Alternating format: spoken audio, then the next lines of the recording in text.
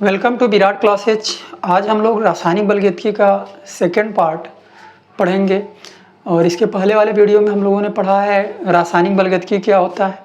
और रासायनिक बलगतिकी में जो वेग होता है, औसत वेग होता है, उसको हमने डिफ़ाइन किया था और मैं आशा करता हूँ कि आप लोगों को अच्छे तरीके से समझ में आया होगा। आज हम लोग रासायनिक बलगतिकी जो लेसन है उसके है ना सेकेंड पार्ट को हम लोग पढ़ेंगे, सेकेंड वीडियो में हम लोग पढ़ेंगे। तो उसमें हम लोग पढ़ेंगे, बहुत मेन हेडिंग है और वो है वेग नियम क्या होता है, वेग व्यंजक क्या होता है, वेग स्थिरांक क्या होता है।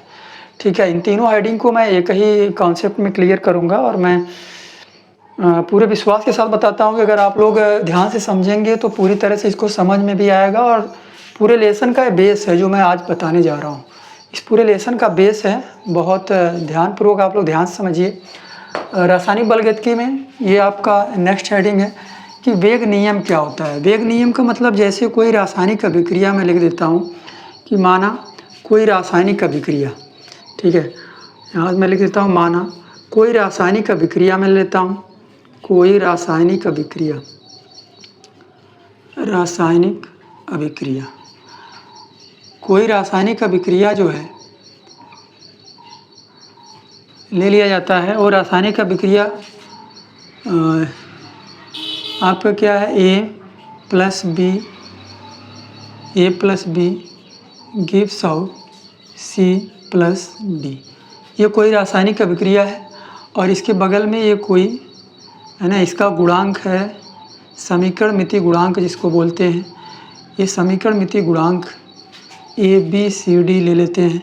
इस रासायनिक अभिक्रिया के बाई साइड में जो है ना बैलेंस किया जाता है, जिस नंबर से इस रासायनिक अभिक्रिया को बैलेंस किया जाता है उस नंबर को हम क्या कहते हैं, उसको हम कहते हैं समीकरण मिति गुणांक कहते हैं, समीकरण मिति गुणांक कहते हैं। तो ये समीकरण मिति गुणांक है।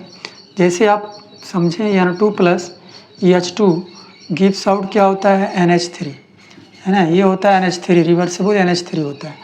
अब यहाँ पर इसको बैलेंस अगर हमें करना है तो यहाँ पे क्या करेंगे कि 2 N है ना, यहाँ पर 1 N है, यहाँ पे 2 हाइड्रोजन है, इधर 3 हाइड्रोजन है। तो यहाँ पे इसको 3 करना है, यहाँ 3 से अगर गुणा कर दें तो 6 हो जाएगा। 6 हाइड्रोजन यहाँ हो गया, 2 से यहाँ करेंगे तो 2 3 6 हो जाएगा, 2 नाइट्रोजन इधर 2 नाइट्रोजन इधर, है ना, बैलेंस हो गया। तो ये जो आपका है, ये 3 क्या है, समीकरण मिति गुणांक, ये 2 क्या है, समीकरण मिति गुणांक। तो जो भी नंबर आप यूज करते हैं समीकरण को बैलेंस करने के लिए, उस नंबर को है ना, वो नंबर क्या होता है, बाएं साइड में होता है और उसको हम समीकरण मिति गुणांक कहते हैं। तो ये आपका ए और बी क्या है, समीकरण मिति गुणांक है, ये स्मॉल ए स्मॉल बी, और ये ए कैपिटल बी क्या है, अभिकारक, और सी और डी क्या है, कैपिटल सी कैपिटल डी क्या है, उत्पाद है, और ये सी और small D, small C small D क्या है, समीकरण मिति गुणांक। तो हमें बताना है कि वेग नियम क्या होता है। वेग नियम क्या होता है तो उसको समझें। किसी रासायनिक अभिक्रिया का जो वेग होता है, ठीक है, वेग नियम को मैं यहाँ पे लिख देता हूँ, किसी रासायनिक अभिक्रिया का वेग, किसी रासायनिक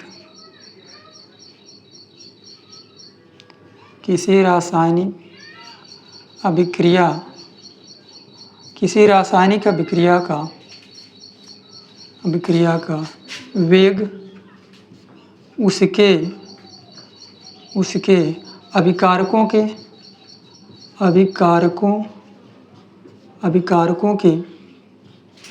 सक्रिय द्रव्यमानों के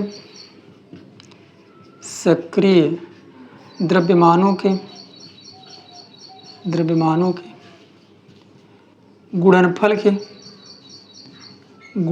के समानुपाती होता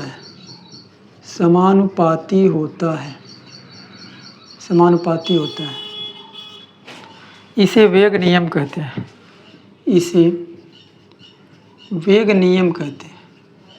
वेग नियम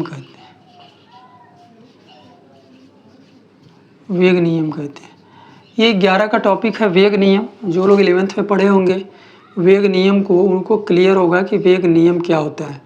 वेग नियम का मतलब होता है किसी भी रासायनिक अभिक्रिया के लिए अगर उसका वेग नियम लिखना है तो होता क्या है कि किसी रासायनिक अभिक्रिया को जो वेग होता है, वेग मतलब वेग जो होता है उसके अभिकारकों के, अभिकारक क्या है, अभिकारक ए और बी है। अभिकारक क्या है, ए है और क्या है, बी है। तो मैंने ए लिख लिया और बी लिख लिया, है ना। किसी रासायनिक अभिक्रिया का जो वेग होता है उसके अभिकारकों के, अभिकारक ले लिया, सक्रिय द्रव्यमानों के, ए का सक्रिय द्रव्यमान मतलब एक बड़े ब्रैकेट में, फिर ये बी है अभिकारक तो बी का भी सक्रिय द्रव्यमान, है ना। ए का सक्रिय द्रव्यमान, बी का सक्रिय द्रव्यमान, अभिकारकों के सक्रिय द्रव्यमानों के गुणनफल के, इसके गुणनफल के, इसका दोनों का गुणा अगर कर दें आप, अभिकारकों का, अभिकारक कौन था, ए और बी था, तो ए और बी मैंने लिखा, फिर इसका सक्रिय द्रव्यमान मतलब इसको मैंने बड़े ब्रैकेट में कर दिया, फिर कह रहा है इसके गुणनफल मतलब इसका गुणा कर दिया, उसके क्या होता है, यह वेग समानुपाती होता है।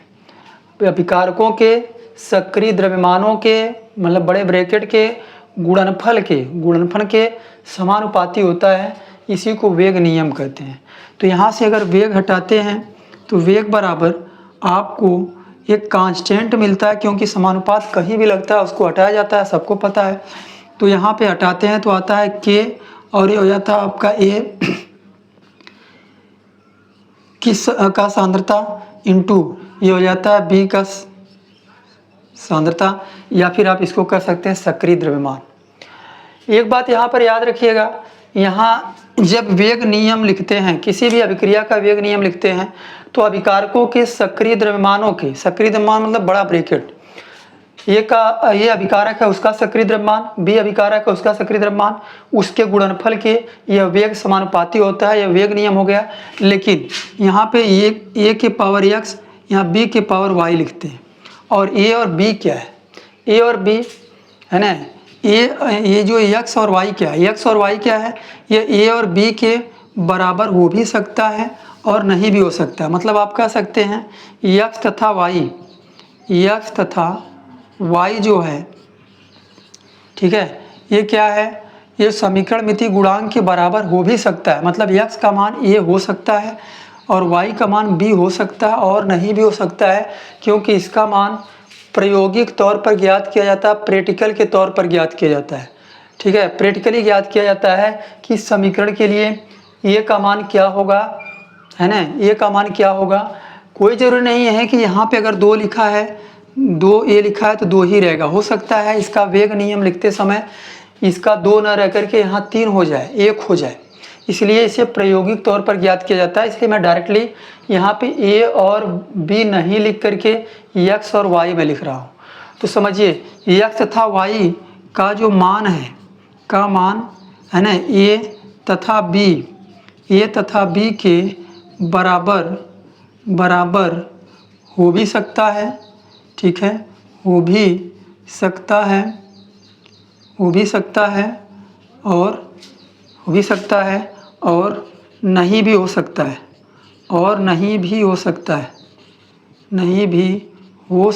है, हो सकता है।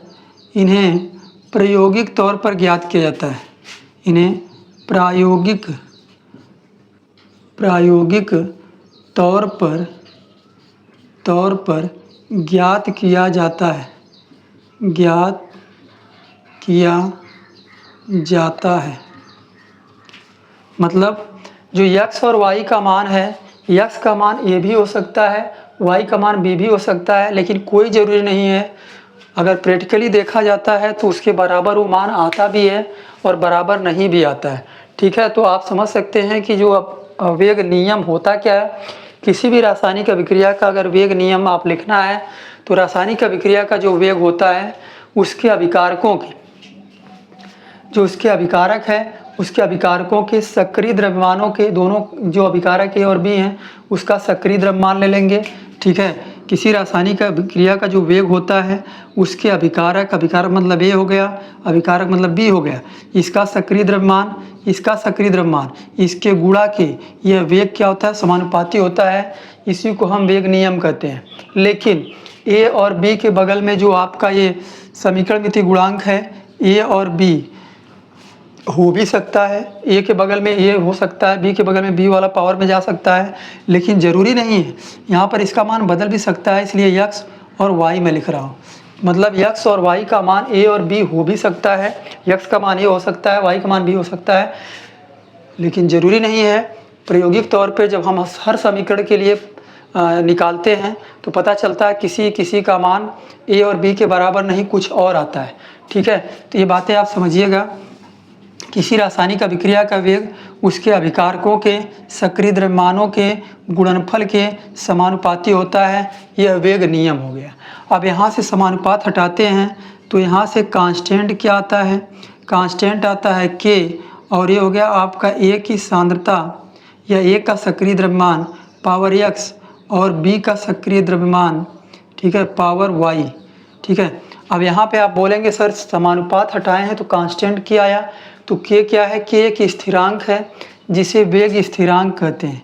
ये k क्या है, आप कह सकते हैं k वेग स्थिरांक, वेग स्थिरांक, वेग स्थिरांक k आपका क्या है, वेग स्थिरांक है। जब भी समानुपात हटाते हैं तो कांस्टेंट k आता है, k को स्थिरांक भी कह सकते हैं, और यहाँ पे k क्या है, वेग स्थिरांक।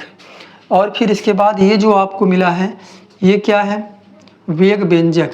ये क्या है, वेग व्यंजक, मतलब वेग व्यंजक आपको मिल गया। वेग व्यंजक का मतलब इसमें क्या है, k भी है, k को क्या कह रहे हैं आप, वेग स्थिरांक कह रहे हैं। तो तीनों हेडिंग आपका क्लियर है, तीनों की तीनों हेडिंग आपको क्लियर होगी। मैं आशा करता हूँ कि तीनों हेडिंग आपको क्लियर होगी कि वेग नियम क्या होता है, वेग व्यंजक क्या होता है और वेग स्थिरांक क्या होता है। ठीक है, तो वेग नियम अगर आपको क्लियर है तो वेग व्यंजक भी क्लियर हो जाएगा और वेग स्थिरांक भी क्लियर हो जाएगा। x और y जो आपका है जिसे प्रायोगिक तौर पर ज्ञात किया गया है, इसको अगर जोड़ देते हैं तो इसी को हम कोटि कहते हैं। ठीक है, अभिकारकों की जो घातें हैं x तथा y, इसका जो योग होता है उसको अभिक्रिया की कोटि कहते हैं। ठीक है, तो अभिकारकों की घातों x तथा y का योग, ठीक है, आप यहाँ पे लिख सकते हैं अभिकारकों की घातों x तथा y का जो योग है उसको हम अभिक्रिया की कोटि कहते हैं। अभिकारकों की घातें, ठीक है, अभिकारकों की जो घातों x तथा y का योग, अगर इनको हम जोड़ दें का योग अभिक्रिया की कोटि कहलाता है। अभिक्रिया की कोटि कहलाता है। अभिक्रिया की अभिकारकों की घातों x तथा y हैं का योग अभिक्रिया की कोटि कहलाता है। इसे n से लिखते हैं साथियों, इसे स्मॉल n से लिखते हैं। तो हमें बताइए अभिक्रिया की कोटि क्या हो जाएगा, x plus Y equal to क्या, n। ये जो आपके अभिकारकों की घातें हैं x तथा y, जिसको आप प्रायोगिक तौर पर ज्ञात किए हैं, ठीक है, उसको अगर हम जोड़ देते हैं तो वही अभिक्रिया की कोटि कहलाता है। ठीक है, वही अभिक्रिया की क्या कहलाता है, कोटि कहलाता है। तो अभिकारकों की घातों x तथा y का जो योग है उसको अभिक्रिया की कोटि कहते हैं। तो ये अभिक्रिया की कोटि हो गया। अब इसका फार्मूला जो वेग का है कुछ इस तरह से मिलेगा। वेग बराबर आप बोल सकते हैं सर, वेग बराबर हो जाएगा ये आपका k, और x, a और b क्या है, a और b को अगर एक समान रूप से देखा जाए तो ये भी अभिकारक, ये भी अभिकारक, ये दोनों रिएक्टेंट। जब रिएक्टेंट है तो इसको r लिख सकते हैं और इसका सक्रिय द्रव्यमान हो गया। ठीक है, और यहाँ पे ऊपर क्या है, x तथा y का योग हो गया, और x तथा y का जो योग है उसको हम क्या कहेंगे, x तथा y का योग। यहाँ तक दिख रहा है आपको, अगर यहाँ तक दिख रहा है तो मैं नीचे भी जा सकता हूँ, यहाँ तक नहीं दिख रहा है।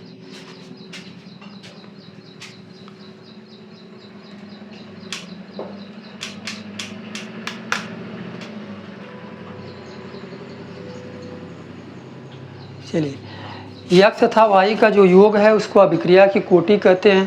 तो x plus Y equal to मैंने क्या लिख दिया, n लिख दिया। अब यहाँ से वेग का जो फार्मूला आपको मिलेगा, आप बोलेंगे वेग बराबर, हमको फार्मूला मिल जाएगा। ठीक है, अच्छा, x प्लस वाई का योग अभिक्रिया कोटि n कहलाया।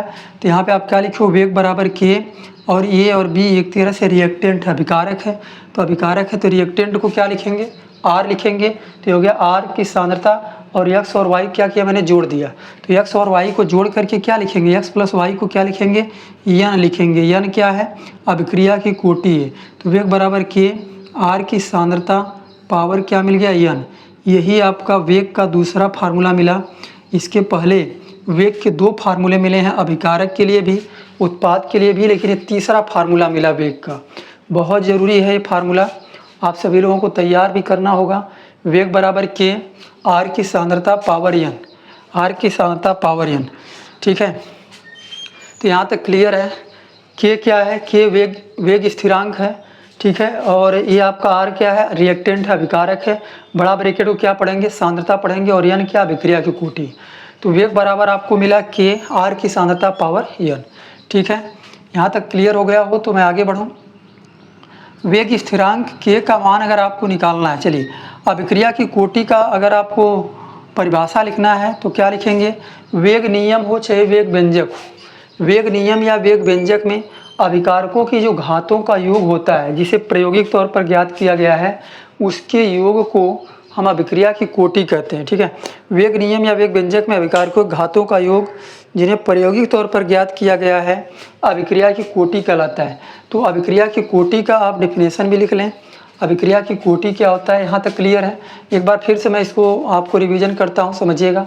वेग नियम, वेग व्यंजक, वेग स्थिरांक। तो सबसे पहले वेग नियम क्या होता है। वेग नियम के लिए हम क्या करेंगे, कोई समीकरण लिखेंगे। कोई समीकरण लिखते हैं तो समीकरण के लिए वेग नियम जब हम लिखेंगे उसका, तो वेग नियम क्या कहता है, किसी रासायनिक अभिक्रिया का जो वेग होता है, उसके जो अभिकारक होते हैं उसका सक्रिय द्रव्यमान हम लेते हैं। सक्रिय द्रव्यमान मतलब दोनों को बड़े ब्रैकेट में करते हैं, सक्रिय द्रव्यमान को गुणा कर देते हैं, उसके गुणनफल के समानुपाती होता है। जो वेग है अभिकारकों के सक्रिय द्रव्यमानों के गुणनफल के समानुपाती होता है। और जब भी किसी रासायनिक अभिक्रिया का वेग लिखते हैं तो इसका जो समीकरणमिति गुणांक है ये इसके पावर में चला जाता है। मतलब आप कह सकते हैं कि यह इस तरह से हो सकता था, इस तरह से हो सकता था, वेग बराबर या वेग इस तरह से हम लिख सकते थे। यहाँ पे समझिए थोड़ा सा, इसको हम लिख सकते थे वेग, ठीक है, समानुपाती ए की सांद्रता पावर ए, क्योंकि बगल में ए है, और बी की सांद्रता पावर क्या, बी। लेकिन कोई ज़रूरी नहीं है कि बगल वाली गिनती ही इसके पावर में जाएगी। हो सकता है यहाँ पे, है ना, यहाँ पे मान के चलो 3 हो, लेकिन हम पावर में 2 ले जा रहे हैं, तो इसका मान बदल भी सकता है। तो वो कहाँ से लाया जाता है, वो प्रायोगिक तौर पे लैब में, प्रयोगशाला में प्रैक्टिकली निकाला जाता है कि इस समीकरण के लिए इसके बगल में जो ए का मान है वो ए ही रहेगा या कुछ और रहेगा। तो उसको हम प्रायोगिक तौर पर ज्ञात करते हैं। तो यहाँ पे आप देख सकते हैं कि x और y लिखा गया है। x और y का मतलब क्या है, x का मान a भी हो सकता है, y का मान b हो सकता है, लेकिन कोई ज़रूरी नहीं है, इसको प्रयोग तौर पर ज्ञात किया जाता है। तो यहाँ पे लिखा गया है x तथा y का जो मान है a और b के बराबर हो भी सकता है और नहीं भी हो सकता है, इन्हें प्रायोगिक तौर पर ज्ञात किया जाता है। ठीक है, तो x और y हमने यहाँ पे लिखा है, तो x और y का मान a और b हो भी सकता है, नहीं भी हो सकता है। तो यहाँ पर हमने समानुपात हटाया तो कांस्टेंट क्या है, k एक नियतांक है, एक स्थिरांक है जिसे वेग स्थिरांक कहते हैं। और ये जो आपको समीकरण मिला है इसको वेग व्यंजक कहते हैं। तो वेग व्यंजक आपका ये हो गया, और वेग नियम ये हो गया, ये वेग नियम है, और ये वेग स्थिरांक हो गया। ठीक है, तो यहाँ पर x और y क्या है, x और y अभिकारकों की घातें हैं, उनको अगर जोड़ देते हैं तो ये अभिक्रिया की कोटि बन जाता है। तो ये अभिकारकों की घातों x तथा y का जो योग है अभिक्रिया की कोटि कहलाता है। इसे n से लिखते हैं, तो x प्लस y को जोड़ करके n लिख सकते हैं। तो यहाँ से फार्मूला मिल गया वेग बराबर k, और यह a और b क्या है, रिएक्टेंट है, अभिकारक है। तो दोनों को मिला करके मैं r बोल दिया कि दोनों रिएक्टेंट है, और इन दोनों को जोड़ दिया मैं x और y को। x और y का योग अभिक्रिया कोटि n कहलाएगा, x प्लस y के स्थान पे n लिख दिया। तो यह वेग का फार्मूला हमें मिल गया, वेग बराबर k r की सांद्रता पावर n। ठीक है, तो यहाँ तक क्लियर हो गया। मैं आपको अभिक्रिया की कोटि का, अभिक्रिया की कोटि क्या होता है उसका परिभाषा मैं बताता हूँ, अभिक्रिया की कोटि, इसके बाद मैं आगे बढ़ता हूँ। ठीक है, तो अभिक्रिया की कोटि क्या होता है, ध्यान समझिए आप लोग। अभिक्रिया की कोटि, अभिक्रिया की कोटि,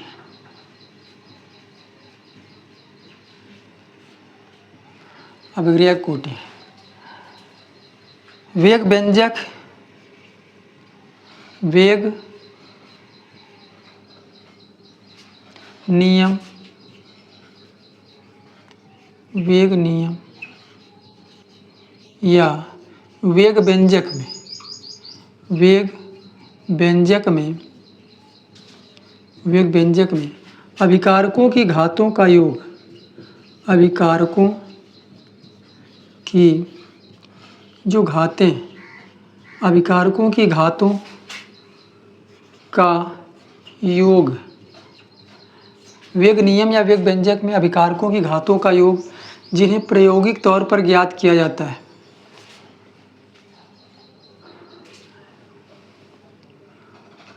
जिन्हें प्रायोगिक तौर पर ज्ञात किया जाता है, प्रायोगिक तौर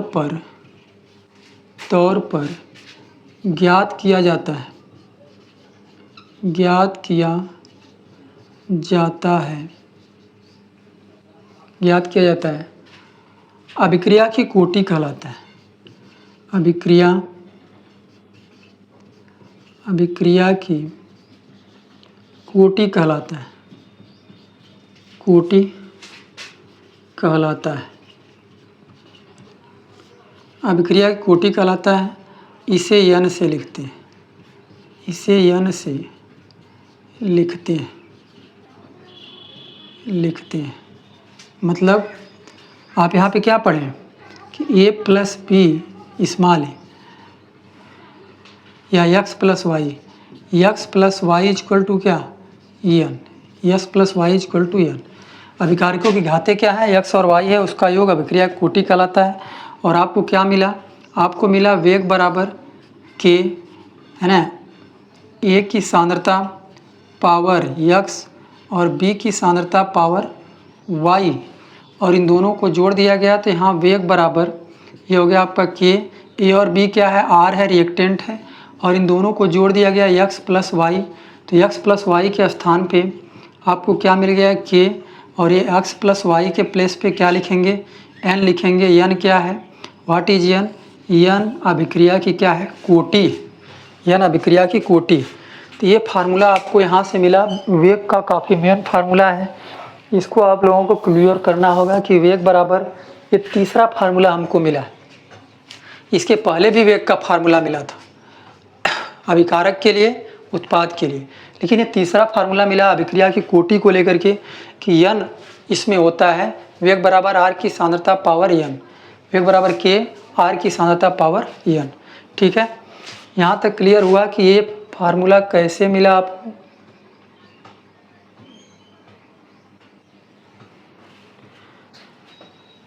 क्लियर दिख रहा है यहाँ तक, आप लोग देख सकते हैं कि वेग बराबर आपको फार्मूला मिला k r की सांद्रता पावर n मिला। ठीक है, अब इसको हम और डिफाइन करें आगे चल करके, k क्या है, k क्या है, वेग स्थिरांक। ठीक है, और एक बात याद रखिएगा, जो अभिक्रिया की कोटि है, अभिक्रिया की कोटि जो है वह कुछ भी हो सकती है। अभिक्रिया की कोटि 0, 1, 2, 3, 4, 5 बट भिन्नात्मक भी हो सकती है। तो नोट पॉइंट में आप लिख सकते हैं कि जो अभिक्रिया की कोटि है, अभिक्रिया की कोटि, ठीक है ना, अभिक्रिया की कोटि, अभिक्रिया की कोटि 0, 1, 2, 3, 4 या भिन्नात्मक भी हो सकती है, या भिन्नात्मक भी हो सकती है, हो सकती है। ठीक है, भिन्नात्मक भी हो सकती है। अभिक्रिया की कोटि 0, 1, 2, 3, 4, 5 या फिर भिन्नात्मक भी हो सकती है। यदि अभिक्रिया की जो कोटि है, यदि n बराबर 0 हो तो इसको हम कहते हैं शून्य कोटि की अभिक्रिया, शून्य कोटि की अभिक्रिया। अगर n बराबर 0 हो तो इसे शून्य कोटि की अभिक्रिया कहेंगे। n बराबर 1 हो तो इसको हम क्या कहते हैं, प्रथम कोटि की अभिक्रिया, प्रथम कोटि की अभिक्रिया कहते हैं अगर n बराबर 1 हो तो। और यहीं पे अगर n बराबर 2 हो तो इसको हम बोलते हैं द्वितीय कोटि की अभिक्रिया, द्वितीय कोटि की अभिक्रिया, ठीक है। और n बराबर 3 हो तो उसको तृतीय कोटि की अभिक्रिया कहते हैं। तो इस तरह से आप समझ सकते हैं कि जो अभिक्रिया की कोटि n है उसका मान 0 रहेगा तो शून्य कोटि की अभिक्रिया, 1 रहेगा तो प्रथम कोटि की अभिक्रिया और 2 रहेगा तो द्वितीय कोटि की अभिक्रिया कहेंगे।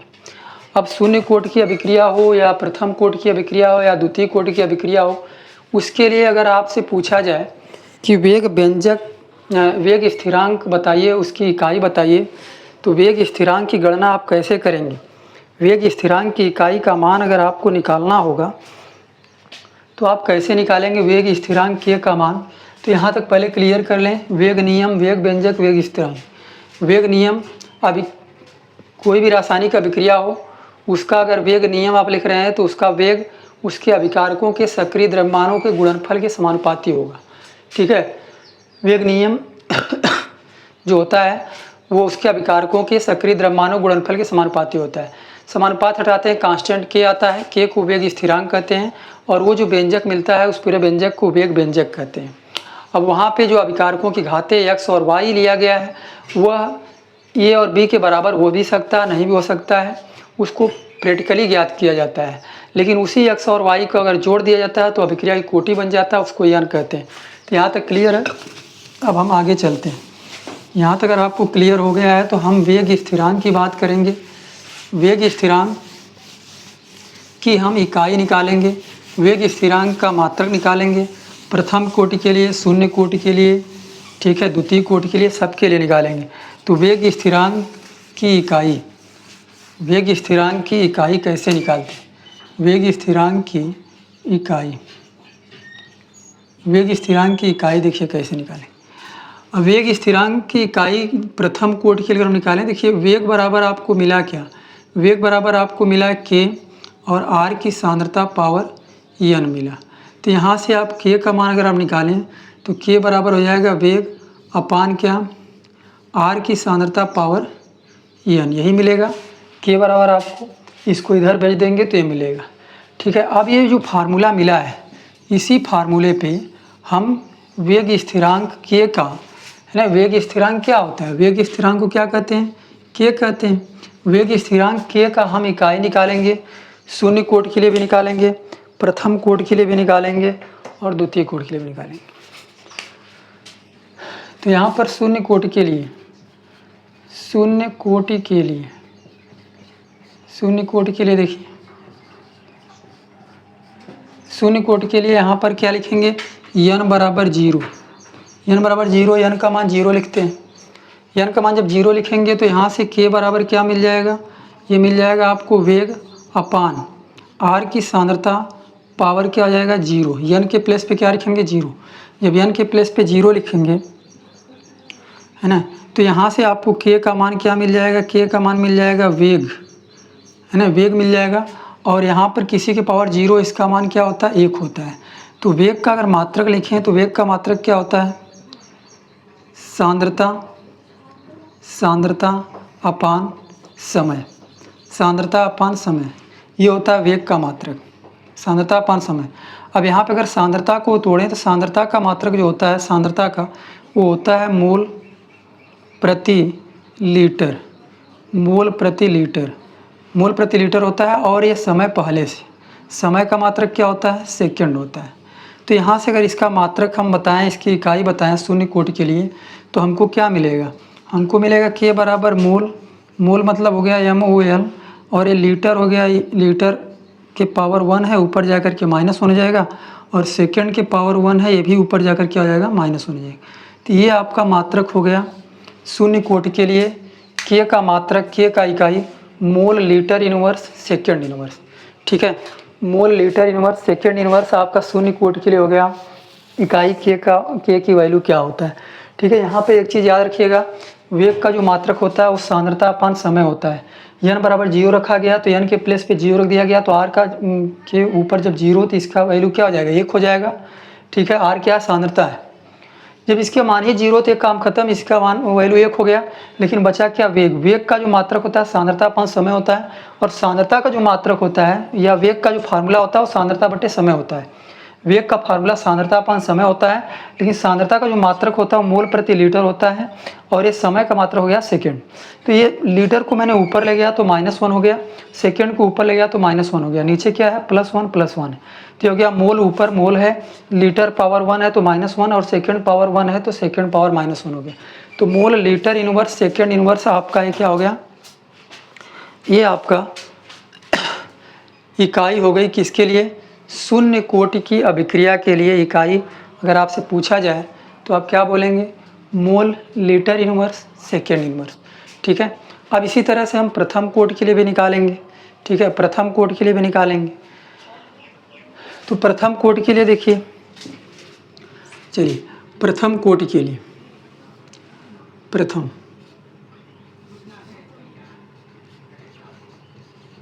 कोटि के लिए, प्रथम कोटि के लिए देख लीजिए, प्रथम कोटि के लिए क्या होगा, प्रथम कोटि के लिए n बराबर क्या लिखेंगे, 1 लिखेंगे, n बराबर 1 लिखेंगे। फार्मूला वही k = वेग अपान r की सांद्रता पावर n, ये जो हमको मिला है। अब n की वैल्यू यहाँ 1 रखेंगे तो k = हो जाएगा वेग अपान r की सांद्रता हो गया, और इसकी पावर 1 हो गया। ठीक है, अब यहाँ से k बराबर, वेग बराबर क्या होता है फार्मूला, वेग बराबर होता है फार्मूला सांद्रता अपान क्या, समय, सांद्रता अपान समय। और यहाँ पे r है, r मतलब क्या है, रिएक्टेंट अभिकारक की सांद्रता, ये भी क्या है, अभिकारक की सांद्रता। तो सांद्रता ये भी हो गया आपका सांद्रता, है ना, ये सांद्रता हो गया। r मतलब क्या, सांद्रता, है ना, ये सांद्रता कट गया, ये k = हो गया 1 अपान क्या, समय। और समय का जो मात्रक होता है वो क्या होता है, समय का मात्रक क्या होता है, सेकंड होता है। और सेकंड को ऊपर ले जाएंगे तो ये हो जाएगा क्या, सेकंड के पावर -1, मतलब सेकंड इनवर्स। प्रथम कोटि का मात्रक जो होता है वेग स्थिरांक का, वो होता है सेकंड इनवर्स प्रथम कोटि के लिए। समझ में आया आपको, प्रथम कोटि के लिए सेकंड इनवर्स, सेकंड पावर -1 को क्या कहते हैं, -1 को इनवर्स कहते हैं। ठीक है, तो प्रथम कोटि के लिए अगर k का इकाई पूछा जाए तो प्रथम कोटि के लिए k का इकाई है सेकंड इनवर्स। ठीक है, और शून्य कोटि के लिए k का इकाई क्या है, mole litre inverse second inverse. इसी तरह आप द्वितीय कोटि के लिए भी निकाल सकते हैं, है ना, द्वितीय कोटि के लिए भी निकाल सकते हैं। तो द्वितीय कोटि के लिए अगर हम बताएं यहाँ पे, तो द्वितीय कोटि के लिए शून्य के स्थान पे आप लिख सकते हैं द्वितीय कोटि। ठीक है, द्वितीय कोटि के लिए n बराबर क्या रखेंगे, 2 रखेंगे। n बराबर 2 रखेंगे तो यहाँ इसके पावर हो जाएगा 2, है ना, ये हो जाएगा वेग अपान r की सांद्रता पावर क्या 2। अब वेग, अब इसका पावर 2 हो गया तो आप इसको सॉल्व कर दीजिए। इसको सॉल्व करेंगे तो आपको क्या मिलेगा, ये हो जाएगा आपका k वेग का क्या होता है, वेग का फार्मूला होता है सांद्रता अपान क्या, समय।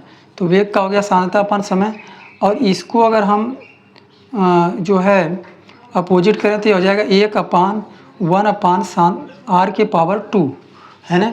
अब इसको सॉल्व करिए आप तो k बराबर हो गया क्या, सांद्रता अपान